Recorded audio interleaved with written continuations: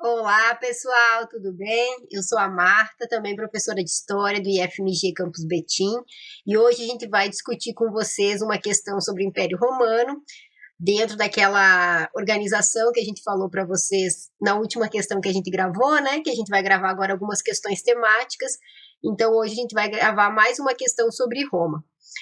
A questão de hoje será uma questão do vestibular da Unesp de 2018, tá bom? Deixa eu passar aqui para vocês. Gente, no esquema de eu vou apresentar a questão e a Marta vai comentando, o documento que essa questão traz é um mapa, vocês podem ver agora, e que a Marta vai falar dele um pouquinho para a gente. Isso. Esse é um documento, né, gente, que como a própria questão vai apresentar para a gente aqui na sequência, ele é um mapa que se refere ao Império Romano na época do Augusto, tá? Então eu vou comentar um pouquinho com você sobre o governo, né, do Augusto, que na verdade é um título, né? A Paula até comentou isso com a gente na última questão que a gente falou sobre Roma, né? Augusto é um título, o nome dele era Otávio. Então eu vou falar um pouquinho como que ele chega a esse título de Augusto e depois a gente analisa ali as alternativas, comparando com o mapa que está mostrando para a gente, né? Porque o documento é um mapa, então é para a gente ver ali essa expansão do Império Romano ali pela Europa, pelo norte da África, né? Esse é o objeto da questão, a gente interpretar o mapa, mas para que a gente possa melhor analisar, eu vou falar um pouquinho para vocês sobre o governo do Augusto, tá? O que é importante a gente saber? O Otávio, né, ele vai chegar ao poder em Roma durante a República após o assassinato do Júlio César. Então, o Júlio César era um tio-avô dele, em testamento vai deixar ele como um herdeiro, né, vai adotá-lo como filho e vai deixar ele como herdeiro. Então, ele vai estar assumindo ali após a morte do Júlio César, num período que, num primeiro momento, ainda é um período republicano e que fica conhecido como triunvirato, como segundo triunvirato. Junto com ele vai estar governando o Marco Antônio e o Lépido, tá? E é um período de muitas disputas, de guerra civil mesmo, principalmente entre disputas que são feitas ali, principalmente entre o Marco Antônio e o Otávio. Tá? Essas disputas, elas acabam gerando ali conflitos, guerras civis, como eu falei para vocês, né? E ele acaba assumindo o poder quando o Lépido vai ser exilado e ele vence na Batalha de Acácio, tanto Marco Antônio quanto a Cleópatra, que era sua aliada também, né? Vence na batalha e depois, em seguida, eles vão morrer, né?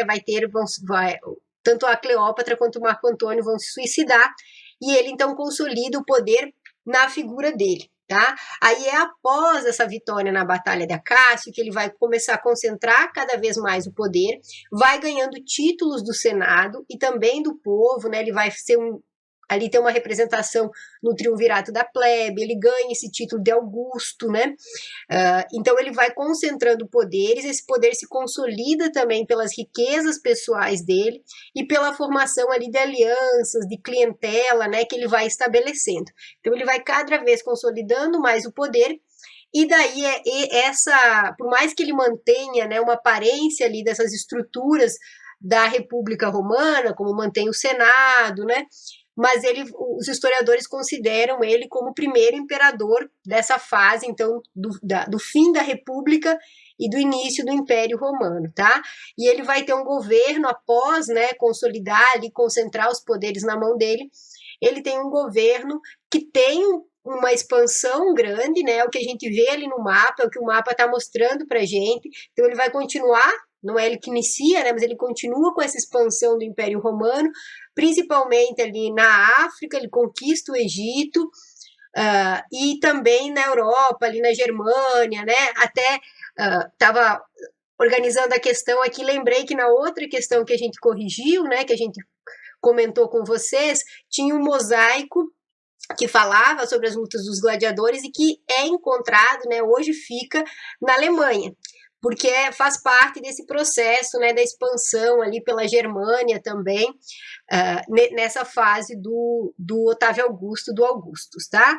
Então é isso que é importante a gente entender internamente, após um período de bastante disputas, né, com a morte do Júlio César, de guerra civil, tem um período de estabilidade, de paz, mas ainda com conflitos e principalmente com a consolidação e com a expansão das fronteiras do Império Romano, tá bom? Então é isso que é importante a gente comentar, para a gente entender um pouquinho quem foi Augustus, né? Como é que ele ganha esse título, e vamos ver o que as alternativas estão trazendo para a gente, aí a gente pode explorar um pouquinho mais o mapa. Tá? Eu vou até colocar para vocês, gente, um mapinha que não é exatamente um mapinha que está na questão, né? Esse que vocês viram até agora é um mapinha que está na questão do vestibular. Eu vou colocar para vocês um outro que mostra por corzinhas diferentes aí como que vai ser essa expansão do Império Romano no período do Augustus, tá? Para que vocês possam ver ali essa anexação de territórios durante esse período, tá bom? Então vamos para as alternativas. O mapa do Império Romano, na época de Augusto, 27 a.C., 14 depois de Cristo, demonstra, letra A dificuldade das tropas romanas de avançar sobre territórios da África e a concentração dos domínios imperiais no continente europeu. Isso. Essa é uma alternativa que não está correta, né, gente? A gente pode voltar aqui para o mapinha e observar, né? A gente vai ter um avanço sobre o território, principalmente aqui sobre o norte da África, tá? Então não concentra só nos domínios europeus, por isso que essa alternativa ela não está correta, tá bom? Letra B, a resistência do Egito de Cartago, que conseguiram impedir o avanço romano sobre seus territórios. Isso, essa alternativa, gente, ela também está errada, porque embora você vai ter uma resistência ali, né, com a Cleópatra resistindo no Egito, mas após ali, como a gente comentou mesmo, né, após a Batalha de Acácio, você vai ter uma anexação do Egito ao Império Romano, né? Então você tem uma resistência, mas essa resistência não impede o avanço do Império Romano, tá bom? Então essa alternativa também não está correta. Letra C, a conformação do maior império da antiguidade e a imposição do poder romano sobre os chineses e indianos.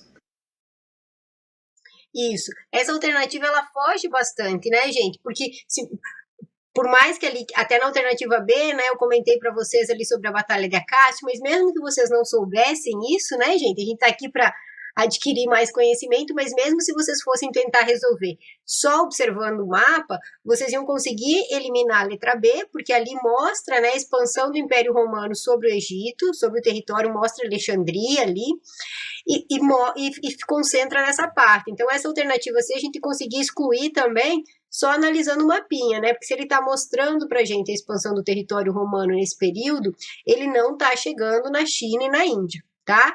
Então, essa alternativa está incorreta e vocês conseguiram analisar pelo mapinha mesmo, tá? Pelo documento que está sendo apresentado. Letra D, a iminência de conflitos religiosos resultantes da tensão provocada pela conquista de Jerusalém pelos cristãos. Isso, essa alternativa também foge bastante, tá, gente, do que está sendo colocado ali, do que é esse Império do Augustus. Então, essas alternativas, tanto a C quanto a D, por mais que às vezes não tivesse tanto conhecimento sobre o Império Romano, sobre o governo do Augustus, pela observação do documento, a gente consegue eliminar, tá bom? Letra E, a importância do mar Mediterrâneo para a expansão imperial e para a circulação entre as áreas de hegemonia romana. Essa é a nossa alternativa correta, tá, gente? Eu vou retornar aqui o mapa para a gente observar. A gente consegue ver que é isso que ele está destacando para a gente. Se vocês quiserem até fazer esse exercício depois de abrir o mapa mundi hoje mesmo, contemporâneo, só para vocês observarem a região, porque ele coloca justamente para a gente a centralidade do mar Mediterrâneo. É o mar Mediterrâneo que está ali no centro do documento que ele traz para a gente.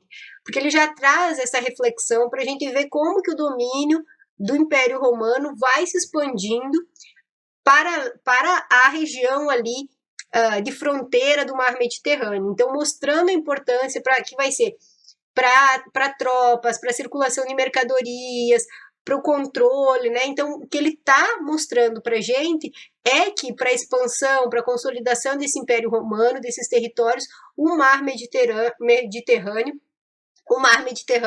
ele tem uma centralidade importante, tá?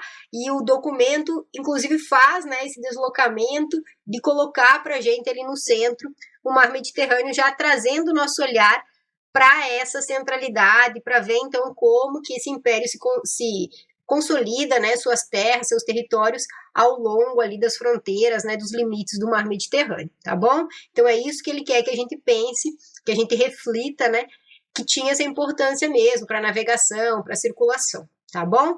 Então, a alternativa correta aqui é a letra D. E daí, só para eu fechar aqui, por mais que ela seja uma alternativa que tinha uma questão, né, que tinha um documento ali, um mapa, um documento imagético para a gente analisar, não tinha um textinho de suporte, né? Ela também não demandava tanto para a gente conhecimentos sobre o governo, né, sobre o período aí republicano, a instauração aí progressiva do Império. Ela demandava muito mais que a gente tivesse essa condição de analisar, de interpretar o mapa enquanto um documento histórico, tá bom? Obviamente que se a gente tinha um pouco mais de conhecimento, a gente conseguia eliminar umas alternativas, escolher a alternativa correta de forma mais fácil, tá? Mas é sempre bom dar uma boa analisada primeiro no documento que está apresentado, porque ele que norteia a resolução da questão, tá bom? Ô, Marta, acho que também fica de dica para os alunos, né? Que a importância de estudar o mar Mediterrâneo, saber localizar, inclusive para os estudos da Idade Média. Então, a antiguidade é importante, mas também a história geral, que a gente considera a história da Europa ali a partir de então, da Idade Antiga até atualmente, se centra muito também ali no desenvolvimento em torno do mar Mediterrâneo. Então, vale a pena para os alunos mesmo localizarem e conhecerem, né? Isso, Paulo, e eu acho que vale esse esforço, sabe, gente, de pegar alguns mapas de época, né, como o Paula falou, então pega um da Idade Média, pega um desse período da Antiguidade e também compara com alguns mapas atuais, porque se alguma questão jogar para vocês Irã, Iraque, Egito, aqui mesmo ele coloca Alexandria, mas ele não coloca o Egito, então também comparar com a nomenclatura que esses estados, essas cidades, né, esses países têm hoje, pode ajudar vocês numa compreensão, que às vezes é justamente a mudança de uma nomenclatura que faz com que vocês possam ficar confusos na hora de responder. Então, eu acho que isso é muito importante, assim, tentar dar uma olhada no mapa, tentar identificar alguns lugares, ver como que muda a nomenclatura, né, as fronteiras, porque isso ajuda bastante ali a gente manter a tranquilidade na hora de resolver as questões, tá bom? É isso, meninos e meninas. Então, qualquer coisa a gente está à disposição. Se precisar, vocês podem escrever para a gente e a gente se encontra em breve. Um abraço. Até mais, pessoal.